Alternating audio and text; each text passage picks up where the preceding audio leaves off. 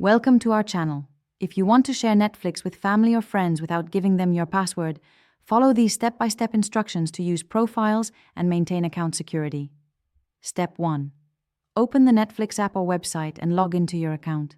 Step 2. Click on your profile icon in the top right corner and select Manage Profiles. Step 3.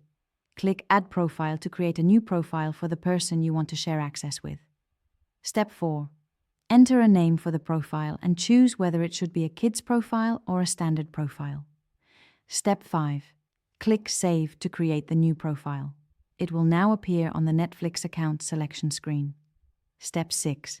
Log into Netflix with the person you want to share access with, using your credentials temporarily. Step 7.